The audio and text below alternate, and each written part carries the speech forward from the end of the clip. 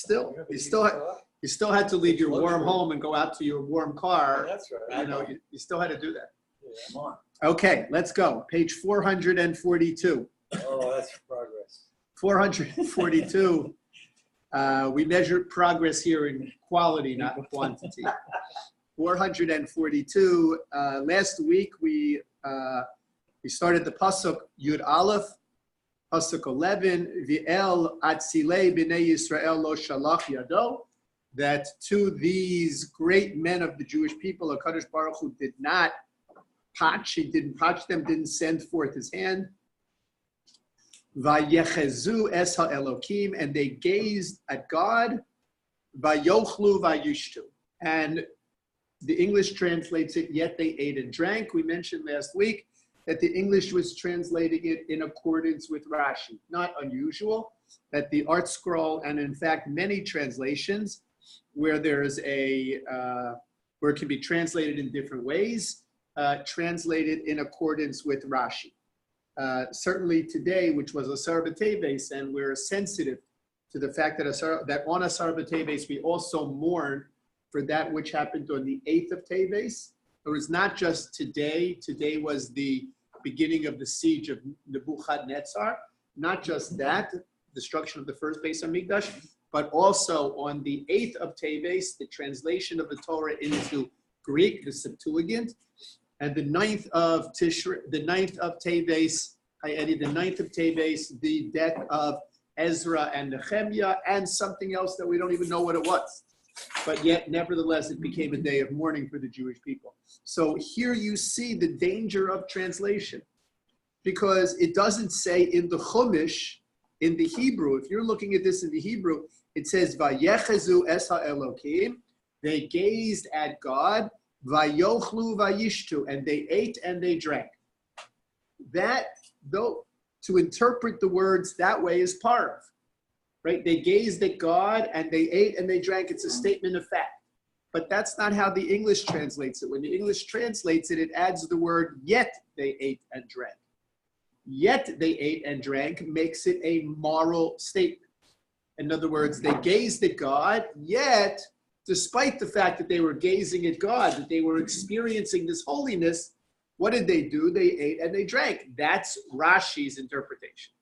Rashi says they were wrong by eating and drinking because they were belittling the spiritual experience that was there. You have the Rashi right in front of you. Right, the Rashi right in front of you describes it. Rashi says, where it says lo shalach yado. I'm sorry. The next one, vayechezu es ha'elokim hayu mistaklim bo.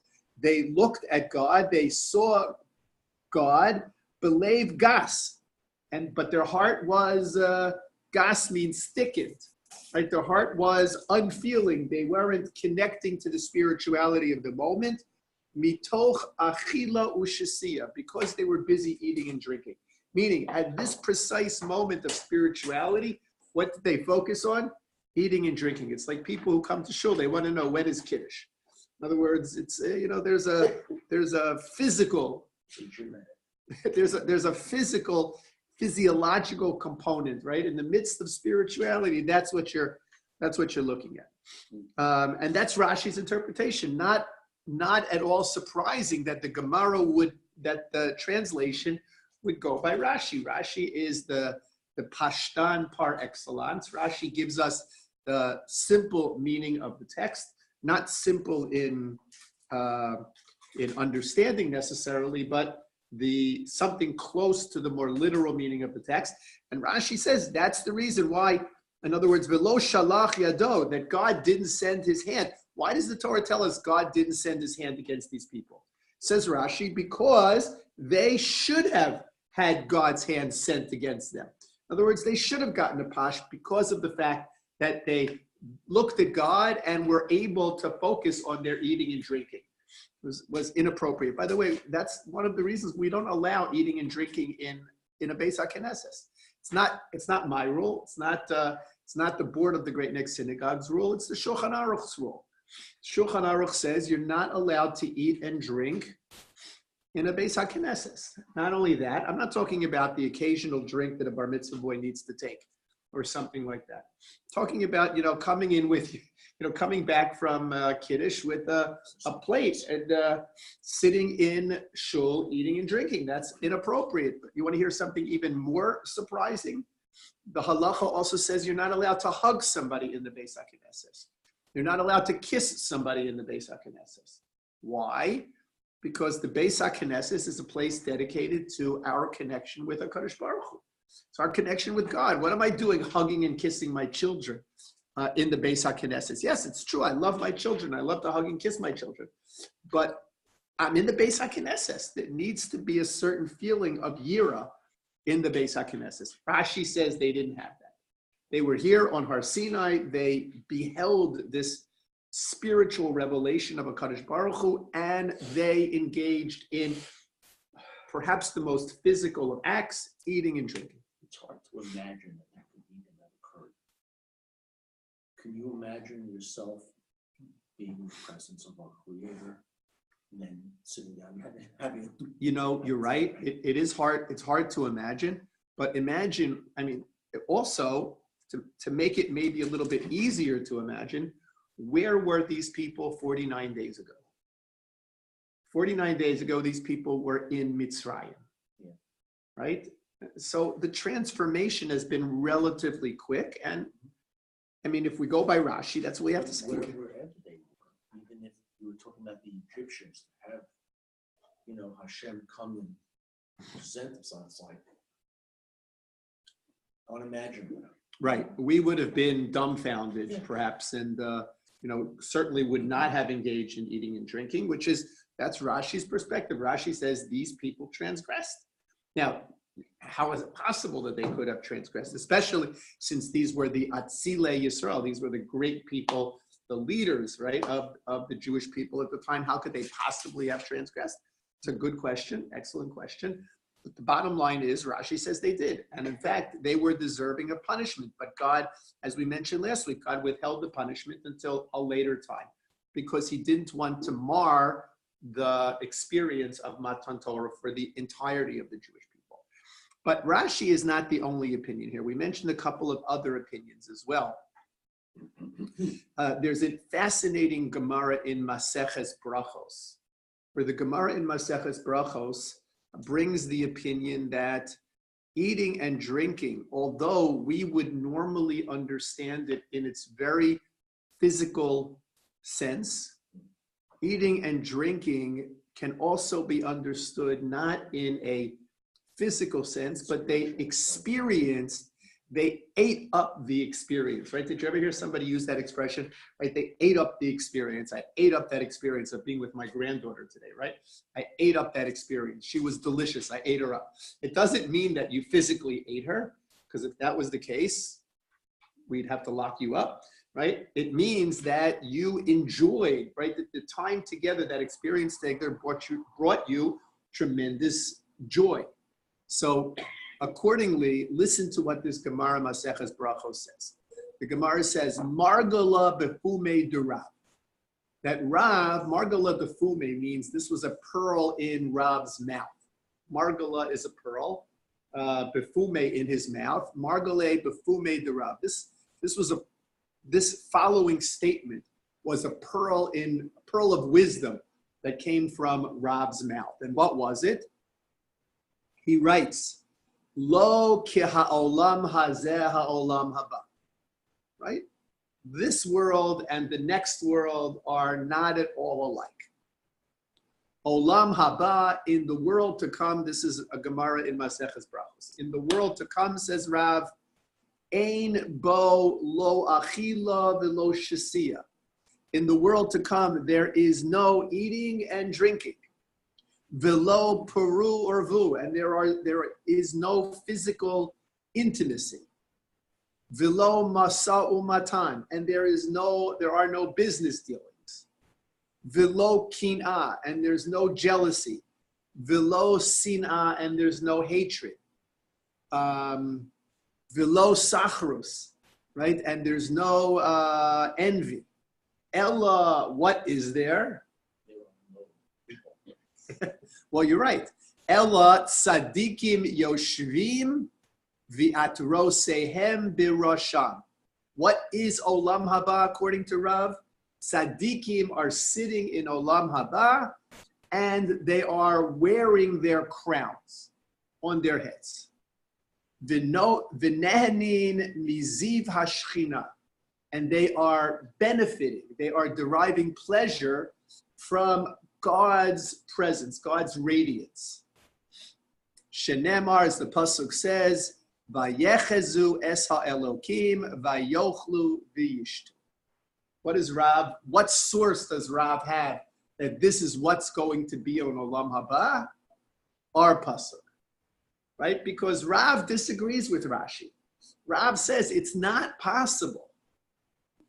Rav is on Richard's team, right? It's not possible for people of this caliber to experience God in this revelatory moment and eat and drink. It's not possible. They didn't physically sit down and eat and drink like Rashi suggests. What did they do? They ate and drank in a spiritual way. They ate it up. They drank it up. They absorbed, right? They internalized this spiritual experience. And that's what will be in Olam Haba, says Rav. That there won't be physical needs, but that's what will be in Olam Haba. Interesting, right? Interesting Gemara. Rashi is interpreting it based on Pshat. If the pasuk says Vayochlu Vayishtu, right? What is the simple meaning? What is the literal meaning of Vayochlu Vayishtu? They ate and they drank. Rashi is guided by, only if Rashi can't make sense out of the simple literal meaning does Rashi look for something else.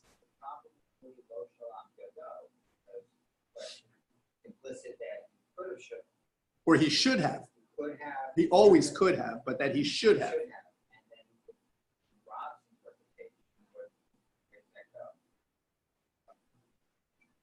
So in Rav's interpretation, you have to say, and I think we made reference to it last week, in Rav's interpretation, you have to say that HaKadosh Baruch Hu allowed them to have this experience, meaning, permitted them.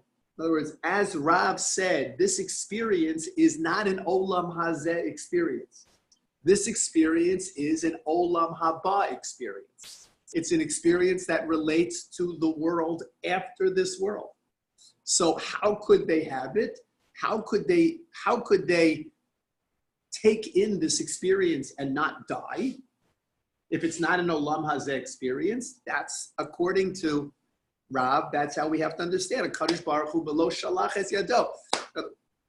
He permitted them to experience an Olam Haba experience in Olam Hazeh without any repercussions to them, if you will. Doesn't refer to Moshe, Aharon, Nadav, and Abihu. Well, it does include Nadav and Abihu. It doesn't include Moshe and Aaron. And Aaron seems to be some question, but it certainly does include Nadav and Abihu. We know Nadav and Abihu were punished as well. Okay. Where does Rav get this from? Who told Rav, right, that in Olam Haba there's no eating and drinking and there's no physical, there's no physicality in Olam Haba? Where did Rav come up with this? So the Rambam, obviously many years after Rav, the Rambam sets forth the philosophical basis for what this statement of Rav is all about. And it's a big debate between the Rambam and the Rambam's arch rival, the Ravid. A big debate about this. Let me share with you the Rambam. What does the Rambam say? So the Rambam writes in Hilchos Tshuva, in Perek Ches, Halacha Beis. How are you, Albert? The Rambam writes as follows. He says, Ha'olam haba, in the world to come. Remember, this is a philosophical presentation by the Rambam. Even though it's in his Yad HaChazaka, it's in his collection of halachos, It's not in his Morah Nevuchim, in his Guide for the Perplexed, which is probably more uniformly philosophy. Here, the Rambam introduces it as follows. So, Olam haba ein bo guf ugvia. What does the Rambam say? In the world to come, there is no physicality. Ein bo guf ugvia. There's no physical form. There's no body. Not nobody. There's no body in Olam haba. Ella nefashos. Okay, what's in Olam haba? So Only the nefashos of the tzaddikim. That's it. No body, just the nefesh, just the soul in Olam haba. Okay? Kimalachei hashares, writes the Rambam, like the angels. In other words, we don't say angels don't have a physical body. They're a nefesh. They're a life force, but they're not a physical body. If they're not a physical body. So too, when we pass away and we transition into Olam haba, I'm not going to look at you and see, Richard, you looking like that. I'm not even going to see, right? I'm going to experience, I'm going to experience your nefesh, and you're going to experience my nefesh. There's not going to be any physicality in Olam haba. Right?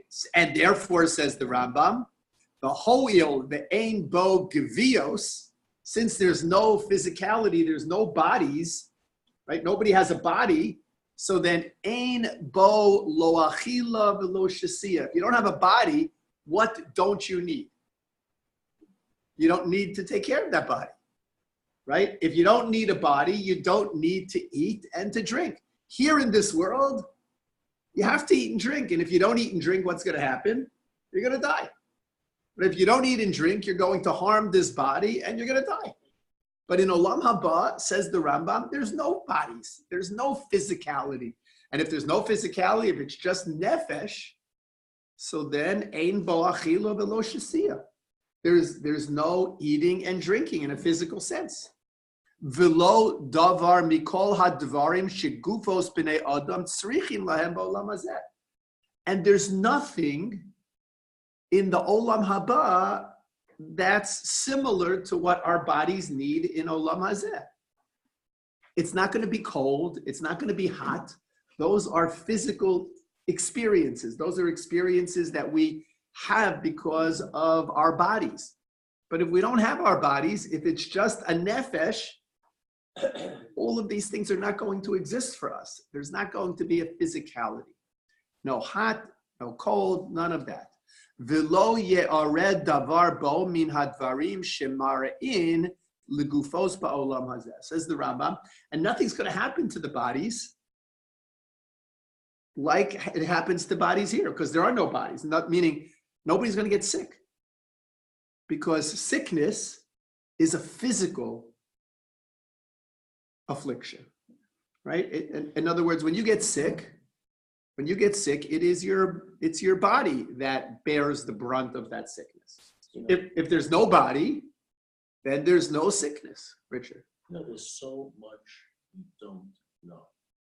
And even in our physical world here, our senses can't perceive, let's say, ultraviolet light, infrared light, and a whole variety of other sources of energies that we can't even comment on because we don't know about them. And so when we're talking about the nefesh, the soul, whatever, how do we really comment when we don't really have as much of an understanding as might be there? And it's a very good question. Basically, what you're asking is, how did the Rambam know this? Yeah, right? I mean, did the Rambam go to Olam haba, see what was going on, and come back and write this? Obviously not. Nobody's ever done that. But the Rambam had he had a philosophical system of beliefs. Mm-hmm. Many of the Rambam's philosophical beliefs were Aristotelian in nature. Mm-hmm. Okay? The Rambam's philosophical belief about Olam haba very much jives with what Rav said in the Gemara. Now, I told you that the Rambam is opposed by the Ravid. The Ravid can't believe that the Rambam is saying this. For the Ravid, this is, preposterous. I'll share with you the language that the Ravid uses. But the Ravid said, how could this be? How could he write like this? Right? But that's what the Rambam says. And so listen, the Rambam goes on to say that there are no, just like there's no body that needs to eat or to drink or to feel hot or to feel cold, so too the normal expressions that we use to refer to bodily movements won't apply. Kigon yeshiva, ve'amida, ve'shena, umisa, ve'etzev, u'schok, right? There's no sitting and standing and walking, and there's no sadness, no sleeping, no sadness, no laughter. All of those are expressions of physicality, okay? Without the physicality, none of those things will exist. So what will we be doing? What will our nefashos be doing in Olam Haba? Albert, you know the answer? I have a question. Only one question on this? Yes. I have lots of questions. Later on, it's going to be more, but if you're going to answer it later, then I don't. How do the nefesh is going to recognize each other? You say there's no eyes, which we believe there's no body, so they can't see. So how do they recognize each other? And why does it say nefesh of tzaddikim? Because we believe that even Russia, they go still there, but they might go to Gehinnom or they might get lost. Well, so the idea. So why does it say? So the idea, what I guess what the Rambam is saying. Let me answer your second question first. What the Rambam is saying is that people, after they leave this world, go through a period of judgment. That's why we recite Kaddish for 11 months, right? They go through a period of judgment, and once they finish that period of judgment, and they are judged and punished, they then graduate, if you will, and these nefashos become nefashos of tzaddikim. So all the nefashos of the Jews become tzaddikim. Except for those that lose their share in Olam Haba. We know that there are certain individuals who lose their share in Olam Haba. So the Rambam's test for a tzaddik is not, let's say, what we might be imagining that tzaddik to be based on his studies on for teshuvah. So in other words, if the weight of the mitzvos is like even weighted 1% greater than the averos, then that person is considered a tzaddik. That's the Rambam's thesis. Okay. So if most of you is good, even though you're not a Chafetz Chaim. Okay. So this is what the Rambam says. Well, if that's the case, then the Rambam contradicted himself at the beginning, because what did the Rambam say? He said, Ella, what is there going to be? There's going to be the nefashos of the tzaddikim, and they're going to be sitting and basking in the presence and the radiance of HaKadosh Baruch Hu. How does he explain that? They're not sitting. There's no sitting, right? Sitting is a physical expression. So the Rambam says it doesn't mean that there's going to be actual sitting. Sitting just means that these nefashos will easily experience this. And what will they experience? They will experience the radiance of HaKadosh Baruch Hu. In the language of Rav, they'll be wearing their crowns on their heads. What are these crowns on their heads? So the Meforshim want to explain, the Torah Tamimah, the Gemara wants to say that the crowns on their heads are, those crowns that Rav mentions are symbolic of knowledge. Meaning that, right, meaning, we'll hear it in a second, meaning that the tzaddikim in Olam Haba, their nefashos, will be privy to a knowledge of everything that was previously unattainable. In other words, in Olam Haba, they will understand things that in this world defied explanation. In Olam Haba, that knowledge will be clear to them. It will be around their head, so to speak. Eddie. It's funny because God was reading at the last Thursday when we're seeing them looking at the image of God. It happened to be the David Hartman. What is it? It's David Hartman on Rambam. Okay. Trying to explain. And he talks about Rambam identifies most blind teaching in Judaism, like the Kabbalah and all those kind of things, Maaseh Bereshit, as physics and metaphysics, that our obligation because he's a great intellect, and it's more Neoplatonic than Aristotelian, but just we go back to God, we get to absorb his knowledge, the explanations of why things happen, what happens, the great profound, all the questions that we don't understand down here, we get the answer. And it goes on to say exactly what you said, that the enjoying the splendor of the Shekhinah has meant that the soul will reach bliss in what they comprehend of the Creator. This is the holy Chayot and the other ranks of angels who are felicity of understanding of his existence. So basically, beginning. That is the Rambam's philosophy. In other words, imagine, it's hard for us to imagine, but maybe if we could try to imagine how we would feel if we understood everything that happened in this world, right? We understood sickness and we understood mass murder and we understood theodicy. All of these things made perfect sense to us, right? That's what will be in Olam Haba. All of these things will make perfect sense. That's the Rambam's position. And that's the Torah Tamima says, that's how the Rambam understands this statement from Rav, very much in line with the Rambam's philosophical approach. But listen to what the Ravid said, right? The Ravid is the Rambam's rival. The Ravid writes as follows, and he says, Efshar divrei ha'ish hazeh be'enai, right? It's impossible for me to understand the words of this person, right? This person, Kurovim lemisha omer ein tchias amesim legufos. Because what is he saying? The Ravid is saying, what the Rambam seems to say is that you leave this world. What is Olam Haba? There's no bodies in Olam Haba.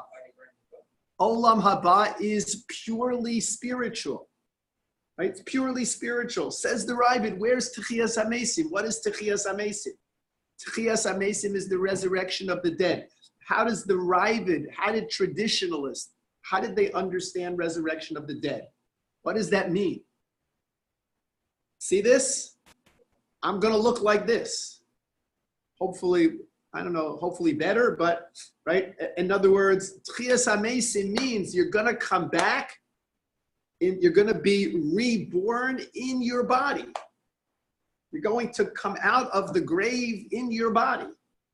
Not like the Rambam says, nefashos without a goof, but rather you're going to be in your body.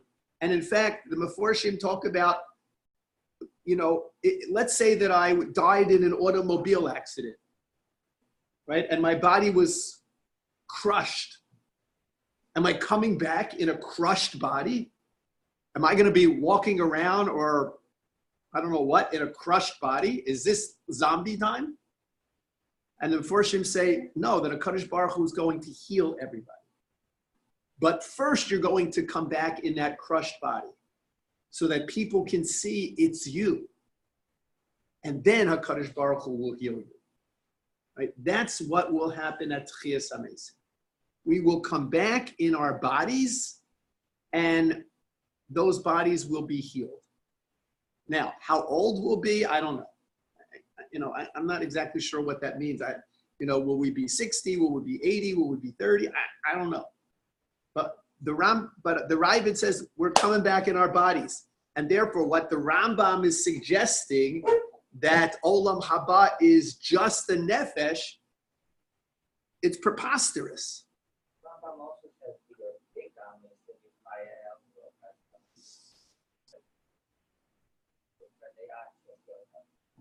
he does have some concept of physicality. Correct. Well, let's just go a little bit further, okay? The Ravid has this excursus against the Rambam, and he brings proofs from different texts to show that indeed people are going to have their bodies. Asidim, he brings a Gemara in Ksubos, Asidim tzadikim sheyamdu belubushehem. What are the tzaddikim going to do? They're going to be dressed. They're coming back into this world. They're going to be dressed when they come into this world. Meaning they're going to come in with their bodies and they're going to come dressed into this world. What they're wearing, how they're dressed, I don't know, but they're coming back dressed. in this world. So the Ravid doesn't understand how the Rambam can possibly conceive of an Olam Haba without bodies. That it's just nefashos. So the Torah Tamima, Rav Epstein, wants to resolve it. He wants to suggest that the Rambam is talking about apples and the Ravid is talking about oranges. Because there are really two stages after we leave this world. Stage number one is Olam Haba, right? Right? That's the world after this world. Perhaps referred to as the Olam HaNefashos. Stage number two is Tchias HaMesim. They're not contradictory. They're not talking about the same thing. The Rambam is talking about period A, and the Ravid is talking about period B. That's how the Torah Tamima wants to resolve this. That in period A, it will be just nefashos, and in period B, the bodies will be rebuilt, and the nefashos will be put back into the bodies. And that's how we could perhaps resolve this dispute between the Rambam and the Ravid. But that's the Gemara in Maseches Brachos that talks about eating and drinking. It's not physical eating and drinking. What is it? A physical eating and drinking. It is a spiritual experience that provides satiation like eating and drinking. The tzaddikim, the nefashos in the world to come, they're going to be satiated without eating and drinking, just from the experience of being in Hashem's presence. That says, So you're saying it's a metaphor. in a long-winded way, I'm saying it's a metaphor, correct. In Gan Eden, the eating and drinking of the tree of knowledge was actually eating, but it's also experiencing the knowledge and understanding, and it was, it's a very cause and effect. Right, and we don't necessarily need to interpret this eating and drinking literally. In fact, we're not surprised that the Rambam doesn't interpret it literally.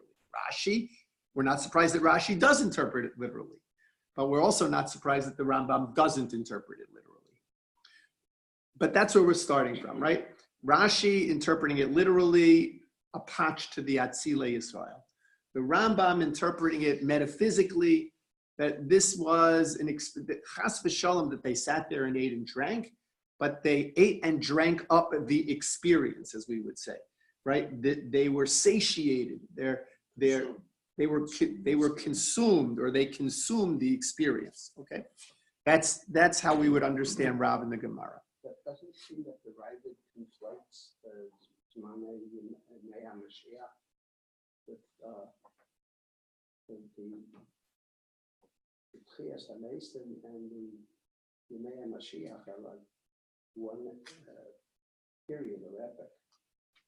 And the rebuilding of the temple, the recognition by the Yumos HaOlam, right? And that will last for some period of time until people somehow expire and then Shabbos. So this is how the Torah Tamima explains it. Precisely that. He's saying that the Ravid thought the Rambam was talking about X, and the Rambam wasn't talking about X, he was talking about Y. Basically, that's how he says. Right? He says that v'chidush gadol shekulam lo heviu divrei harambam. Move a little further. He says as follows. Let me see. Ubir sham da'ato mefurash tekol ha'agados hamoros amidas hatzadikim b'giviyasam. Right, all of those things that the Ravid brings about tzaddikim standing up in their bodies and they're going to be dressed and all of these things. Hu la'olam hatchiyah. This belongs to what the Torah Tamima calls olam hatchiyah, the period of time when resurrection will occur. La'olam hatchiyah. Umasha kosov hu ha'olam haba ein bo guf v'chulei hu ha'olam she'achar hamisa. So basically, the way the Torah Tamima explains it is when we die, the next stop is Olam Haba. And in Olam Haba, there is just spirituality, just nefashos. Then the next stop after that is Olam HaTchiyah, or Tchiyas HaMesim. And that's where the nefashos are put back into the bodies, and the bodies are brought back, and the bodies are healed. I have a third way, another way to interpret it. Against the great men of the children of Israel, Hashem did not stretch out his arm. They gazed at God, and they ate and drank the food that God gave them. They did eat and drink, but they didn't want their food. What? God gave them the food and the drink. Okay, so what's causing you to say that?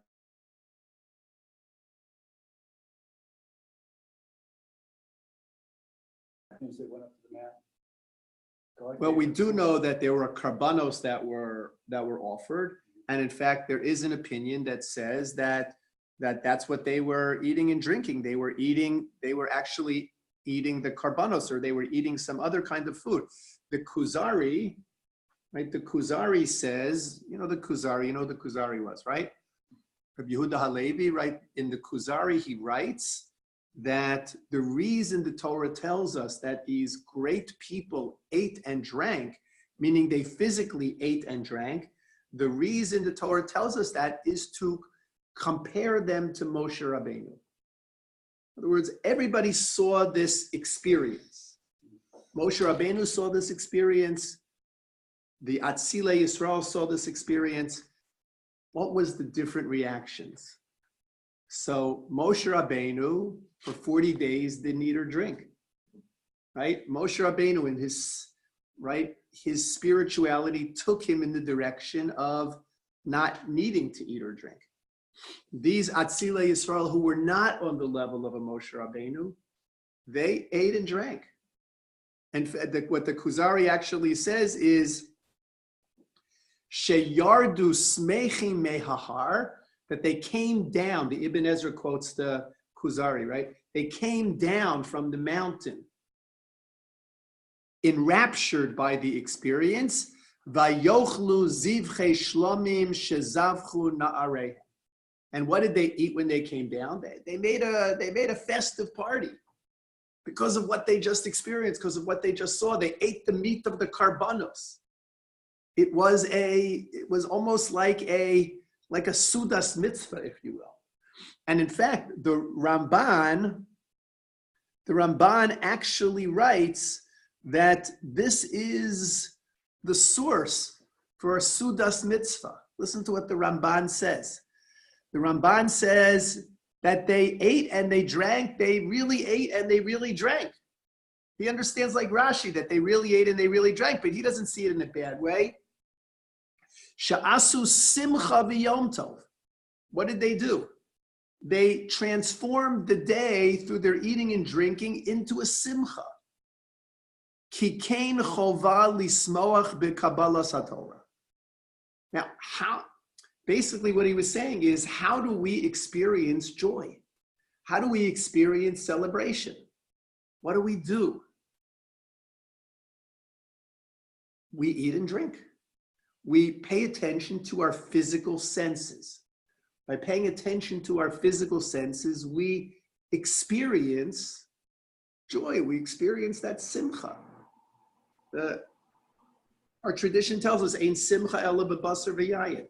That what's the definition of simcha? Basar v'yayin, meat and wine. That's why when you make a sudas mitzvah, you're supposed to have meat and wine. Which is why when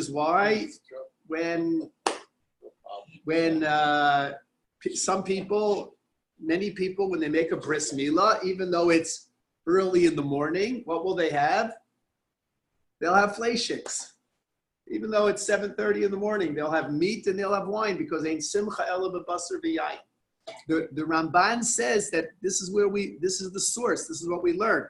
He quotes the Medrash in Shir Hashirim, right? The Medrash in Shir Hashirim in the name of Rebbe Elazar, va'amar Rebbe Elazar, mikan she'osi nishte legamra shel Torah. In other words, what did these Atzilei Yisrael do? At a party. But they didn't have a party like a New Year's Eve party. They had a party like a chasana party, like a bar mitzvah party, right? It was a sudas mitzvah. They were celebrating the giving of the Torah. And Rabbi Eliezer says, whenever we concretize that Torah, we finish a sefer, right? We finish a volume of the Talmud, we make a siyum, we make a sudas mitzvah, because we're celebrating the ability to have received that Torah. That's what the Atzilei Yisrael were doing. They were physically eating and drinking, but they weren't doing it, in wanton abandonment. They were doing it as an expression of their religious simcha. Albert. Why doesn't it say anything about Mashiach?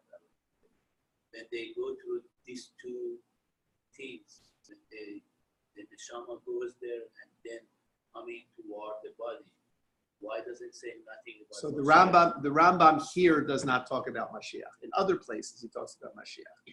When is Mashiach coming? Who is Mashiach going to be? Different, there are So is Mashiach ben Yosef, Mashiach ben David. There's going to be a battle.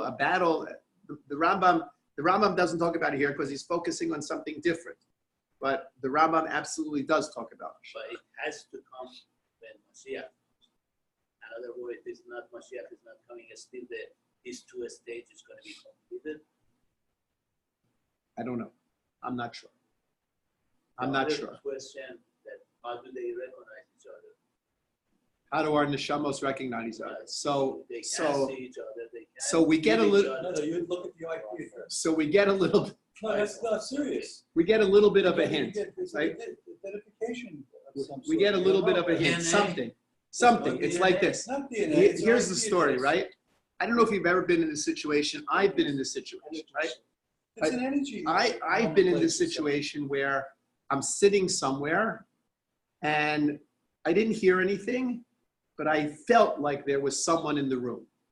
Turn around, sure enough, there's someone in the room. All right. In other words, we have the ability to communicate not through verbal or physical communication, but maybe energy sources is the correct, you feel a change, there's a shift in the energy source. Maybe that's how we have the ability to communicate. Like some digital code.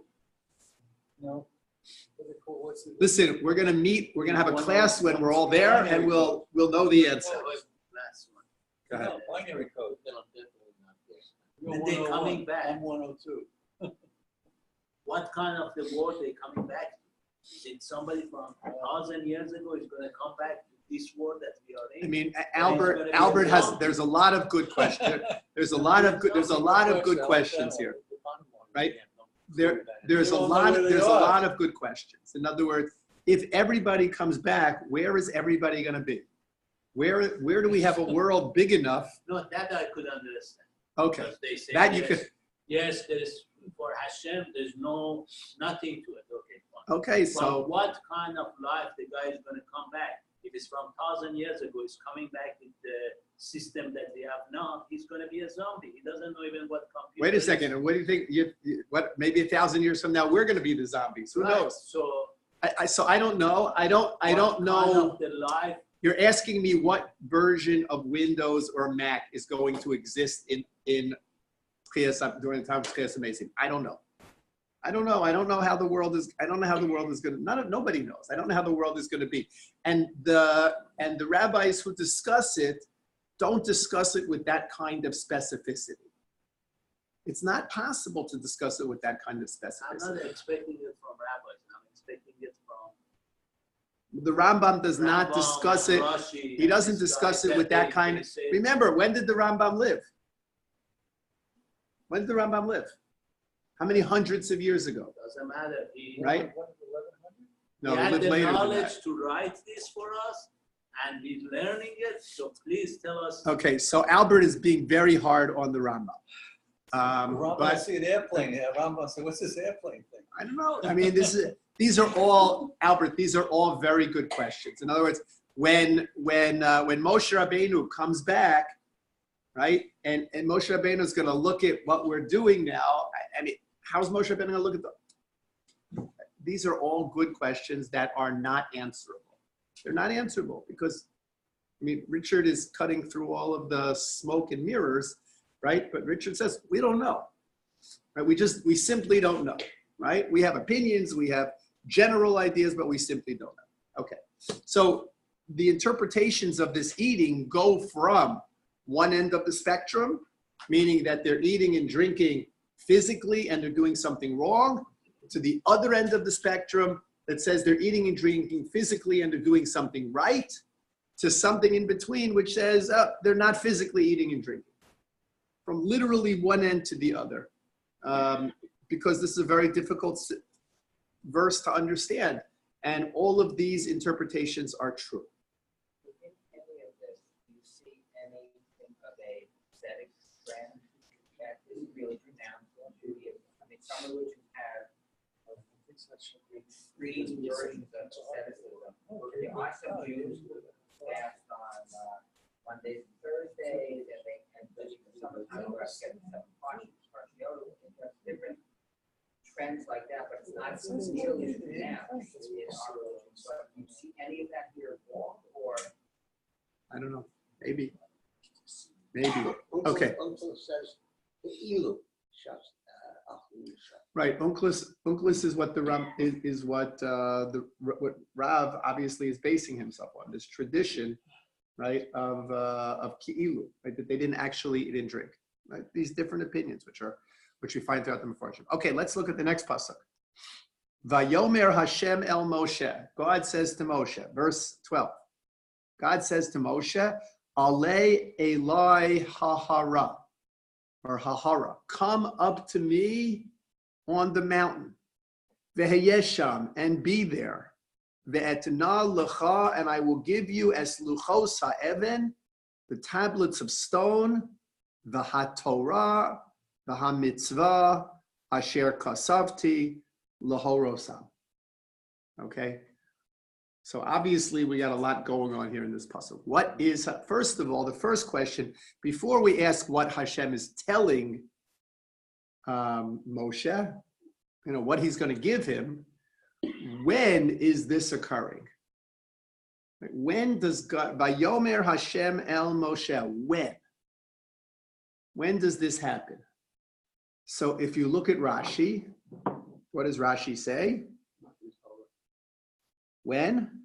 Achar Matan Torah. Right? Rashi says,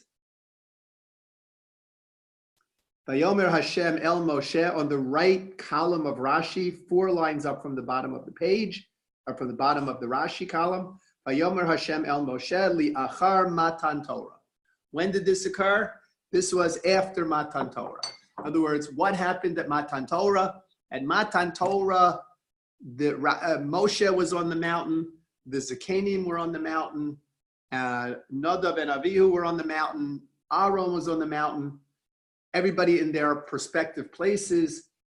Kadosh Baruch Hu's voice rang out, and the people heard the first 2 of the 10 commandments, and then the people were unable to continue to experience God, and Moshe told them the remaining 8. Moshe from the mountain told them the remaining 8 of the 10 commandments. Okay? Then, what happened? So, seemingly, everybody goes down. Right? Everybody goes down. We have to imagine that the experience of Matan Torah did not take that long. Right? The spiritual revelation, it wasn't hours and hours and hours coming. Right? It was right at the crack of dawn. Kadosh Baruch Hu was waiting for Bnei Yisrael. They got there. Kadosh Baruch Hu revealed the 10 commandments to them. But that was it. All that Bnei Yisrael heard were the 10 commandments. They didn't hear anything else. The first 2 commandments from God, the remaining 8 from Moshe. That's what they heard. Now, Moshe and everybody else, they joined Bnei Yisrael, and Hashem calls out again to Moshe. After Matan Torah, meaning after the 10 commandments were given. Right? Rashi's Matan Torah is a little bit imprecise here. Right? When Rashi says La'achar Matan Torah, he means after the 10 commandments were given. That's, by the way, a common misnomer. we call Shavuos Zman Matan Torasenu. Right? That's how we daven, right? Shavuos is the time of the giving of the Torah. Not true. Not true. What was Shavuos? It would be more accurately described as Zman Matan Aseres Hadibros. It was the time when the 10 Commandments were given. Now, there are opinions, such as Sadia Gaon, who says that everything in the Torah is contained within the 10 Commandments. That the 10 Commandments are really 10 categories, and all of the mitzvahs of the Torah fit into one of those categories. So when we got the 10 Commandments, in effect, we got the entirety of Torah. That's Sadia Gaon's position. Who's going to argue with Sadia Gaon, right? But from a practical perspective, what Bnei Yisrael did get, we know for sure, was the Aseres Hadibros. Now, says Rashi, this is after they got the Aseres Hadibros. God says to Moshe, come on back up. Come on back up to the top of the mountain and be there with me, and I am going to give you a number of things. Okay. That's the way Rashi interprets it. Rashi is opposed by the Sforno. The Sforno interprets this a little bit differently. Says the Sforno, what happened? This occurred before Matan Torah, before the 10 Commandments were given. Where was everybody? So we've described it already, right? Everybody went up to the top of the mountain. Moshe, Aharon, Nadav, Avihu, and the Zikanim. They all went up to the mountain. They didn't go to the top. They went to different places on the mountain. They each had different places on the mountain. But even Moshe Rabbeinu didn't go to the very top of the mountain where God was. Moshe Rabbeinu was below that. Aaron was below Moshe. Nadav and Avihu was below Aaron, or below Aaron. And the Shivim Zikanim were below Nadav and Avihu, if you will. So what happened? So now, says the Sforno, before the 10 Commandments are given, God says to Moshe, come up to the top of the mountain. Not after Matan Torah, as Rashi understood it, but before Matan Torah. Says the Sforno, She'achar shenigash yoser min ha'olim imo, that when Moshe came closer to God than everybody else, but ve'im kol zeh lo Allah el rosh hahar. He didn't go to the very top of the mountain. He got closer than anybody else to the top, but he didn't go to the very top of the mountain. Uba'oso hama'amad, and at that time, at that moment, at that period, he sigu hazakanim es hamar'eh hagadol. This is when the Zakanim had this revelation of God. Amar LaMoshe, God said to Moshe, in that revelation, God said to Moshe, Sheya'ale el Rosh Hahar. Where should he go? To the top of the mountain. Shesham haya mar'eh kvod Hashem. Because the top of the mountain was where God appeared to be. So God says to Moshe, listen, you got another 50 yards to go. Keep going. Come up to the top of the mountain. I want you to enter into this experience together with me. Okay. Ki amro umarek kvod Hashem ke'esh ocheles birosh hahar. On the top of the mountain. V'kach b'matan Torah amar vayered Hashem el har Sinai el rosh hahar. Vayikra Hashem leMoshe el rosh hahar. Right? That all of this is taking place. Matan Torah occurs with Moshe standing right there with God. However you want to understand that. I can't explain that any more than those words. But Moshe is standing right where the glory of God is displayed. Moshe is standing there. And that's, according to the Sforno, that's what this pasuk is telling us. That now that God has called Moshe up to the top of the mountain, and Moshe gets to the top of the mountain, now God gives the 10 Commandments to the Jewish people.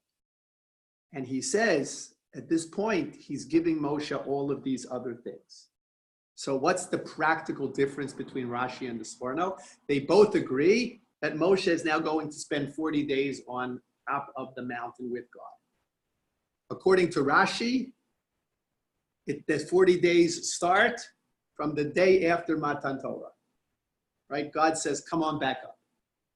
And according to the Sforno, the 40 days start the day of Matan Torah. Right? They start the day of Matan Torah. Because Moshe Rabbeinu was already on the mountain, and he doesn't go back down like Rashi says. In fact, he goes from where he is on the mountain, he goes up further. So that's the machlokes between Rashi and the Sforno as to how to understand Vayomer Hashem El Moshe. When did God say this to him? Now, we need to understand now what exactly God is going to give him. We have several expressions here. God says, Ve'etna lecha, I will give you, es luchos ha'even, number 1, the tablets of stone. Es luchos ha'even, v'ha Torah, and I'm going to give you the Torah. V'ha mitzvah, and I'm going to give you the mitzvah, asher kasavti, that I have written, l'horosam, to teach. The Gemara that we're going to see at the beginning of next week, a Gemara in Brachos, is again going to suggest that there are 6 things that God is giving to Moshe during this 40